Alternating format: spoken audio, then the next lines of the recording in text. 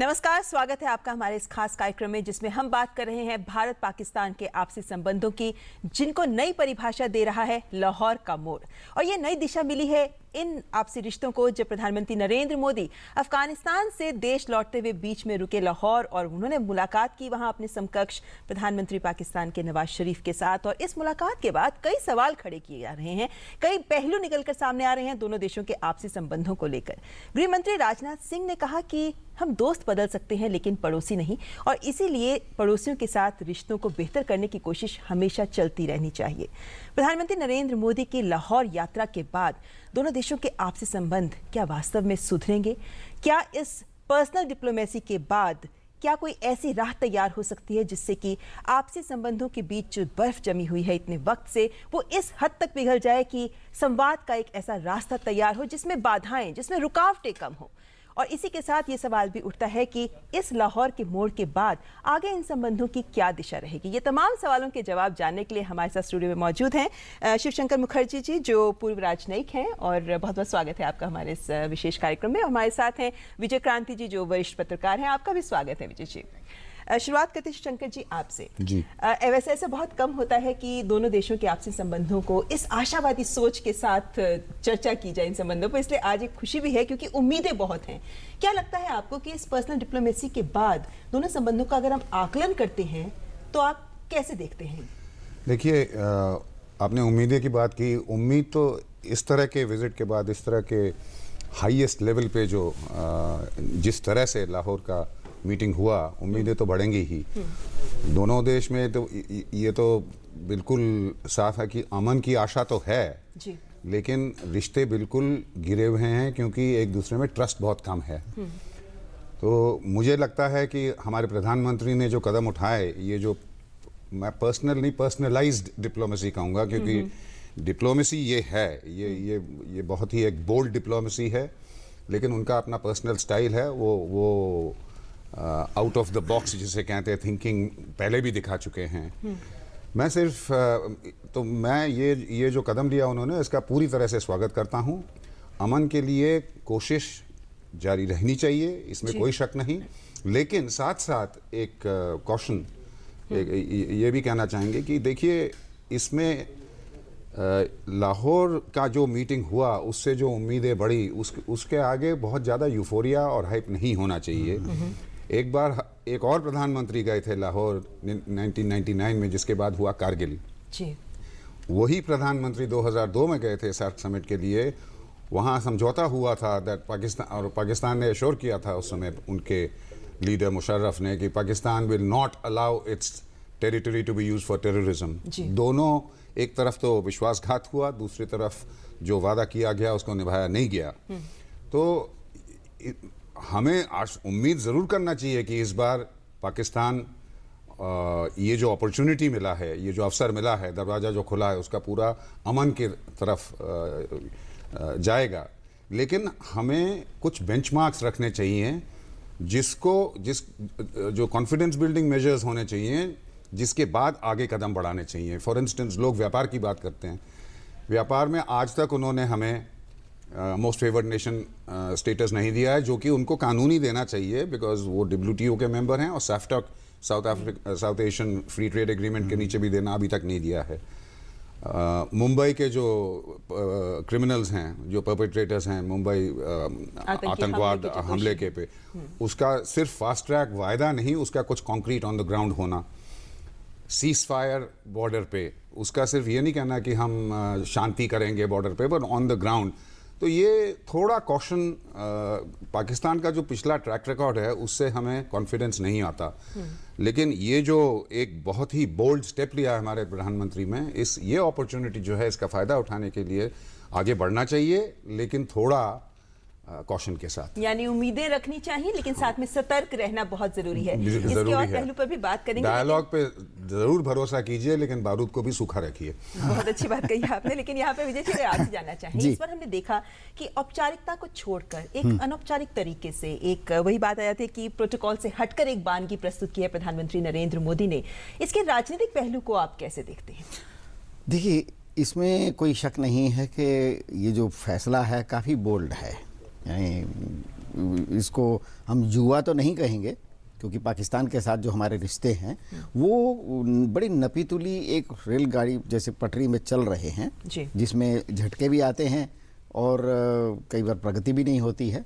लेकिन उसके बावजूद मैं ये कहूँगा कि फैसला बहुत बोल्ड है और प्रधानमंत्री ने खासतौर से एक तरह से जब सब कुछ जमा हुआ है रिश्तों में, रिश्ते बिल्कुल थमे हुए हैं काफ़ी देर से, वो रिश्ते कुछ आगे बढ़ें, इस बारे में कहीं ना कहीं से तो शुरुआत होनी ही चाहिए थी। तो मुझे लगता है कि ये जो नई सरकार है इसने जो कदम उठाए हैं, अभी पहले जो विदेश मंत्री है उनकी जो मुलाकात हुई और फिर अब प्रधानमंत्री ने जो अचानक फैसला किया, ये कहीं ये तो दिखाता है कि दोनों तरफ से, मैं दोनों तरफ से इसलिए कह रहा हूँ कि अगर सिर्फ मोदी साहब वहाँ जाने की इच्छा करते और उधर इच्छा नहीं होती तो ये संभव नहीं था। तो इच्छा उधर भी थी। अब ये सवाल अलग है कि किधर से पहले निमंत्रण आया, किधर से पहले प्रस्ताव आया। हैं बार-बार कि भाई प्री प्लान था क्या ये सोचा समझा एक कार्यक्रम था या फिर ये अचानक कैसे प्लान किया गया, कुछ ऐसे सवाल भी उठाए जा रहे हैं। नहीं, सवाल तो इसमें यकीनन उठेंगे। आफ्टर ऑल ये कोई छोटा फैसला तो है नहीं। अभी तक हमने जो कुछ देखा है, इससे पहले इसी सरकार की तरफ से बयान गया था कि हम तब तक बात नहीं शुरू करेंगे जब तक उधर से कुछ ठोस नहीं होता है, और बात बिल्कुल फ्रोजन थी। और उसके बाद अचानक ये शुरू होना, इसका मतलब ये है कि दोनों तरफ से कहीं ये समझ तो शुरू हो रही है कि कितनी देर बैठे रहोगे चुपचाप मुंह बंद किए हुए। आपने सरकार की बात शुरू की तो यहाँ पे आपसे ये भी जानना चाहेंगे, पाकिस्तान के रुख की बात भी करेंगे शंकर जी से, लेकिन वही बात कि भारत सरकार, मोदी सरकार लगातार ये बात कह रही थी कि हम तीसरे देश में बात नहीं करेंगे, ये कह रहे थे कि हम आतंकवाद और बातचीत को साथ साथ लेकर नहीं चलेंगे। तो ये सवाल भी उठाए जा रहे हैं कि अब इस रुख में बदलाव क्यों? देखिए, ऐसा है, रुख ऐसा नहीं है कि रुख में बदलाव की कोई गुंजाइश ही नहीं होती। राजनयिक में, जो डिप्लोमेसी में गुंजाइश हमेशा रहती है। Diplomacy is a game of possibility और नई पॉसिबिलिटीज खोजने की बात है। तो अगर ये कोशिश हो रही है, मतलब अभी तक सब कुछ थमा हुआ था, तो यकीनन कहीं ना कहीं से तो शुरुआत होनी ही थी। और अगर मोदी साहब ने ये की है शुरुआत, तो मुझे लगता है कि ये रिश्तों में एक नई संभावना तलाश करने का काफ़ी हिम्मत भरा फैसला है। और जिस तरह से उधर शरीफ साहब ने उनको गले मिलकर उनकी अगवानी की स्वागत किया, वो भी अपने आप में दिखाता है कि उधर भी कुछ ना कुछ तो इच्छा है कि भाई कितनी देर लड़ते रहोगे, कितनी देर मुंह बंद किए बैठे रहोगे, कितनी देर उलझे रहोगे एक दूसरे से, कहीं तो बात शुरुआत हो। जी, और इसके पीछे क्या कोई कूटनीति भी है, उस पर भी आएंगे। लेकिन शंकर जी, यहाँ पर जैसे रुख के बदलाव की बात हो रही है, पाकिस्तान के रुख में भी बदलाव आया है। जैसे हमने देखा पेरिस में जो मुलाकात हुई थी, उसके बाद नवाज शरीफ जी की ओर से कहा गया कि भाई अपने अधिकारियों को ये बात कही गई कि भारत विरोधी बयान ना दें और इससे बचें। ये एक रुख में बदलाव पाकिस्तान में जो आया, इसके पीछे आप क्या कारण देख सकते हैं? देखिए, बदलाव आप पाकिस्तान का जब उल्लेख होता है तो हम जिनसे नेगोशिएट करते हैं वो दो पाकिस्तान हैं। एक तो उनके डेमोक्रेटिक लीडर हैं जिनके हाथ में इंडिया पॉलिसी जो है, जो उनका नंबर 1 और 1 पॉइंट एजेंडा है कि भारतवर्ष को ज़्यादा से ज़्यादा हानि पहुंचाया जाए, जो 67 साल से कर रहे हैं, तो उनके हाथ में वो पावर नहीं है। पावर है, इसमें कोई शक नहीं है, पाकिस्तानी मिलिट्री के पास। राहिल शरीफ जो दूसरे शरीफ हैं, उनके हाथ में इंडिया पॉलिसी है। तो जो अब मैं तो पाकिस्तान के अवाम के बारे में भी बात नहीं कर रहा हूँ, उनके लीडरशिप के साथ बात कर रहा हूँ, क्योंकि उन्हीं के साथ हमें नेगोशिएट करना है। लेकिन पाकिस्तान में भी थोड़ा सा टसल है डेमोक्रेटिक गवर्नमेंट और आर्मी, आर्म्ड फोर्सेस के चीफ में। इतना तो काफ़ी रिपोर्ट्स आ चुके हैं। और मेरे ख्याल से इस बार एक पॉजिटिव एस्पेक्ट ये है कि बैंकॉक में जो मीटिंग हुआ नेशनल सिक्योरिटी एडवाइजर्स का और फॉरेन सेक्रेटरीज का, जिसमें वो क्रिटिसिज्म जो पहले हुआ था कि ऊफा के बाद NSAs का मीटिंग कैंसिल हुआ, क्योंकि वो तो सभी को पता है कि हमने कहा सिर्फ टेररिज्म डिस्कस करेंगे, उन्होंने कहा नहीं कश्मीर भी करेंगे।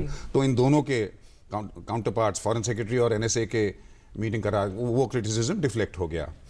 तो मैं कहूँगा कि अभी जो अचानक जो लगता है हमारे प्रधानमंत्री वहाँ गए, थोड़ा फाउंडेशन तो हो गया था पेरिस में, बैंकॉक में। सुषमा स्वराज जी जब इस्लामाबाद गई तब तो फाउंडेशन, इस फाउंडेशन के बाद ये अचानक डिसीजन जो लग रहा है वो थोड़ा आसान हो गया था हमारे प्रधानमंत्री के लिए, जिसमें अपने घर में अपना स्ट्रेंथ जो है और अपने आत्मविश्वास पे खुद का विश्वास है। तो पाकिस्तान में इस बार एक थोड़ा सा पॉजिटिव ये लगता है कि जो नए एनएसए हैं, लेफ्टिनेंट जनरल जंजुआ जो हैं, वो आर्मी के हैं।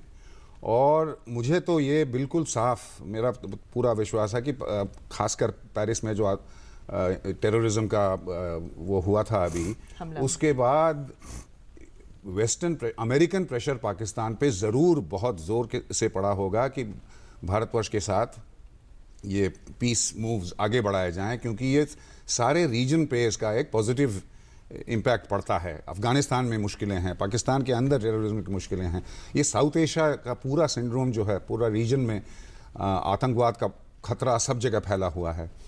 तो एक तो वेस्टर्न प्रेशर ज़रूर हुआ होगा, और एक आर्मी मेरे ख्याल से जो कि इंडिया के तरफ पॉलिसी कंट्रोल करता है, वो लगता ऐसा है कि इस ओपनिंग के साथ ये जो एक इनिशिएटिव लिया गया है इसके साथ है, यानी आपको तो ये इसलिए थोड़ा पॉजिटिव आउटकम लगता है। लेकिन फिर भी मैं थोड़ा कॉशन रखूंगा, क्योंकि पहले भी इस तरह के प्रेशर पाकिस्तान पे आए थे, उन्होंने इमीडिएटली डायलॉग वगैरह के बात करके कहते हैं बाइंग टाइम, और जब वो प्रेशर हट जाता है तो वापस अपने भारतवर्ष के हानि पहुंचाने की पॉलिसी में लग जाते हैं।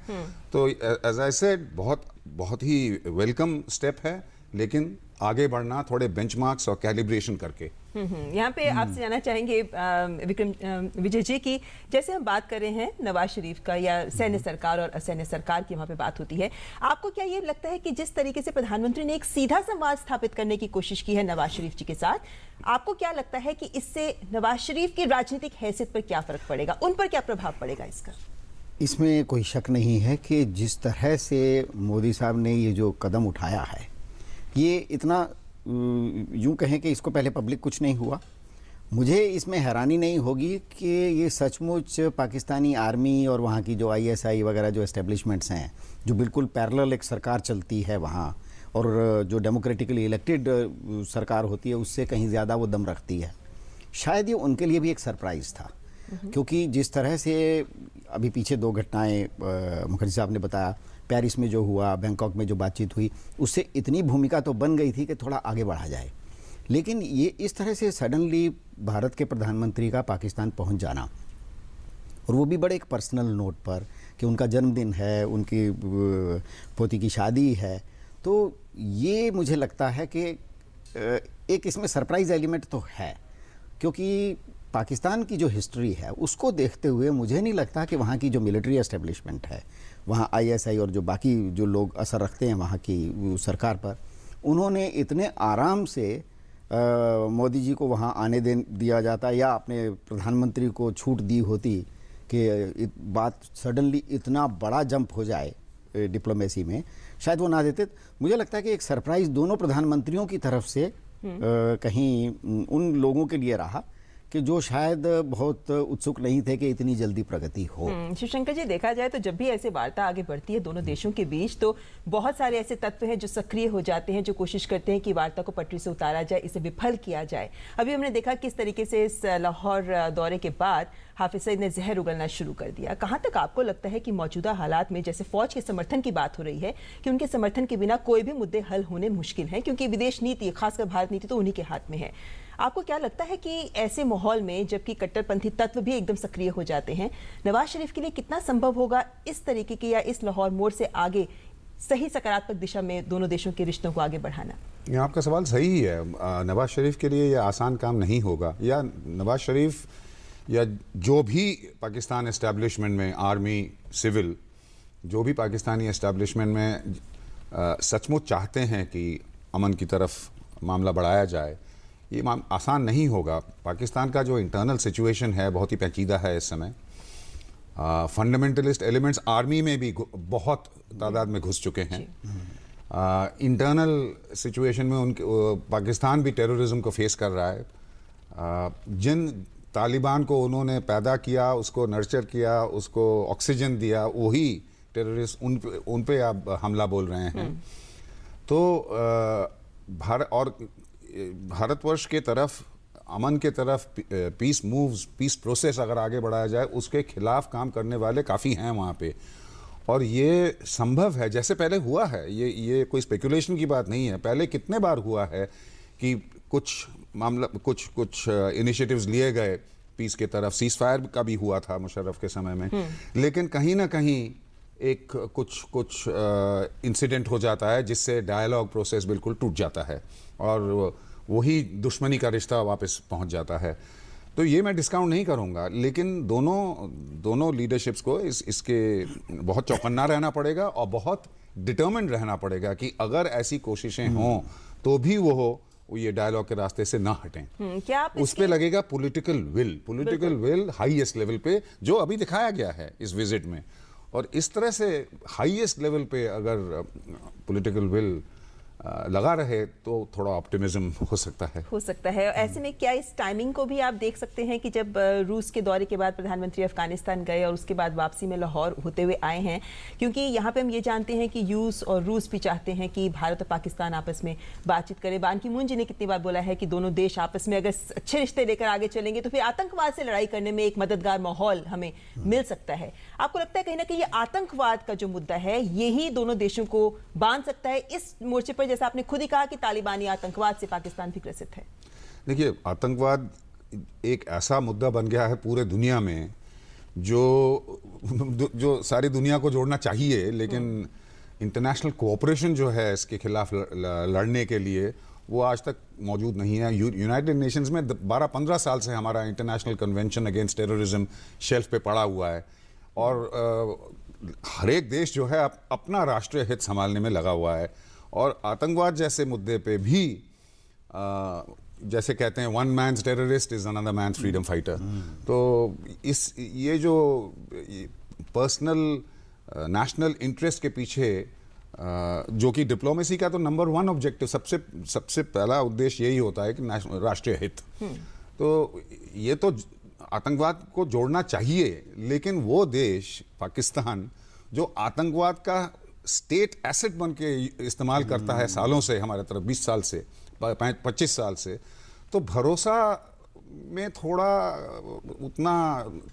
उतनी जल्दी नहीं आता है। लेकिन फिर भी ये जो कदम लिए गए, फिर भी मैं बार बार यही कह रहा हूं कि ये नेगेटिव्स होते हुए भी ये जो एक बोल्ड स्टेप लिया है प्रधानमंत्री ने, और उसके पहले जो भूमिका जैसे इन्होंने कहा बन गई थी डिफरेंट लेवल्स पे बातचीत की, उससे अगर सबसे ऊंचे पॉलिटिकल लेवल पर ये दृढ़ता रहे तो मामला शायद इन नेगेटिव्स के बावजूद शायद आगे बढ़ सकता है। विजय क्रांति जी, जब बात करते हैं हम एशिया की, तो जहां दक्षिण एशिया में शांति के लिए भारत पाकिस्तान के संबंध जरूरी हैं, तो वहीं मध्य एशिया तक हमारी पहुंच के लिए अफगानिस्तान और पाकिस्तान दोनों बहुत जरूरी हैं। पाकिस्तान उस मायने में बहुत जरूरी है। देखिए, पाकिस्तान और अफगानिस्तान को साथ लेकर चलना इस संदर्भ में कितना महत्वपूर्ण है? देखिए, एक चीज हमें नहीं समझते, अब ये मुखर्जी साहब ने बिल्कुल सही कहा कि जो डिप्लोमेसी होती है वो राष्ट्रीय हितों के लिए होती है। यहाँ हमें ये नहीं भूलना चाहिए कि रिश्ते भले ही जितने भी खराब हों, हम पड़ोसी नहीं बदल सकते, हम ज्योग्राफी नहीं बदल सकते। पाकिस्तान हमारे लिए पुल है, ब्रिज है। हम सेंट्रल एशिया के लिए, अफगानिस्तान के लिए, ईरान के लिए, ईरान के साथ, अफगानिस्तान के साथ, सेंट्रल एशिया के साथ हमारे इकोनॉमिक रिश्ते बहुत बहुत गहरे हैं। हमें वहाँ से गैस और पाइप जो ऑयल के लिए जो पाइपलाइन चाहिए ईरान से, वो आखिरकार तो पाकिस्तान से ही होकर आनी है ना, अफगानिस्तान से होकर आनी है। तो वहाँ कहीं ना कहीं एक ऐसा वातावरण चाहिए कि पाकिस्तान भी उसके लिए हामी भरे। हालांकि उसमें पाकिस्तान को भी फ़ायदा होगा, लेकिन यहाँ तो रिश्ता वही रहा है कि मेरी पड़ोसी की बकरी मरनी चाहिए, भले मेरी दीवार गिर जाए। उस चक्कर में पाकिस्तान अपनी दीवारें गिराता रहा है और अब तो खैर वो हालत आ गई बेचारे की, छत उसके सिर पर गिरने वाली हो रही है। तो अभी पाकिस्तान के भी हित में है कि ये रिश्ते सुधरें, और जो खासतौर से व्यापारिक इकोनॉमिक जो रिश्ते हैं उसमें भारत को बहुत अच्छा फ़ायदा होगा। हमारा रास्ता ईरान से, जैसे हमारा एक्सपोर्ट जो होता है अफ़गानिस्तान को, वो वाया ईरान बहुत दूर से होता है और वो चीज़ें बहुत महंगी हो जाती हैं। अफ़गानिस्तान से जो चीज़ें हिंदुस्तान आती हैं, जो भले थोड़ी सी आती हैं, वो आके पाकिस्तान में वाघा बॉर्डर पर उनके ट्रक खाली कर दिए जाते हैं और उन ट्रकों को भारत से कोई सामान नहीं ले जाने दिया जाता, वो वापस खाली जाते हैं। तो समझिए कि इंपोर्ट एक्सपोर्ट पर कितना बुरा असर पड़ता है। यही अगर ये रिश्ता सुधर जाए तो भारत और अफ़गानिस्तान के आर्थिक रिश्ते सुधरेंगे, भारत की अफ़गानिस्तान तक पहुंच सुधरेगी, भारत की सेंट्रल एशिया के साथ जितने भी हमने वो भले गैस के या दूसरे इंपोर्ट एक्सपोर्ट के रिश्ते करने हैं वो हमारे सुधरेंगे। तो मोदी जी ने अगर ये पहल की है तो इसे कोई ऐसे सिर्फ नाटकीय बात कह देना, कुछ लोग जो कहने की कोशिश कर रहे हैं या बिना मतलब की बात, ऐसा नहीं है। इसको देखकर लगता है कि मोदी जी का की जो एम है वो लंबे हैं।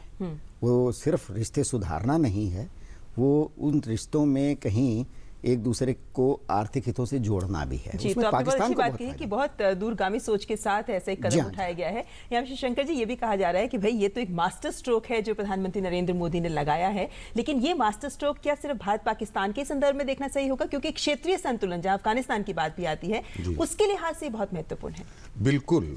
अगर ये एक सिनेरियो देखिए आप, अगर पाकिस्तान हमारा दुश्मन देश नहीं होता, अगर पाकिस्तान, जैसे इन्होंने अभी अर्ज किया जो कारण दिए, अगर पाकिस्तान हमारा एक दोस्त होता तो पूरा रीजन, सिर्फ साउथ एशिया नहीं, सेंट्रल एशिया तक, ईरान से वेस्ट एशिया तक इसका पूरा प्रभाव पड़ेगा।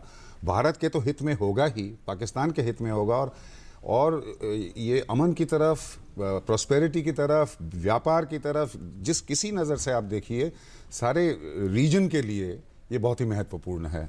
तो लेकिन इसको करने के लिए दो पैटर्न्स आप देख सकते हैं। एक तो कि फ्रेंडशिप, हार्मनी जो आइडियल है। अब आइडियल ना भी हो तो एक उसके पहले एक टारगेट तो हम कम से कम कर सकते हैं, जैसे इजराइल और इजिप्ट में है उनके 1979 कैंप डेविड अकॉर्ड्स के बाद, उसे कहते हैं कोल्ड पीस।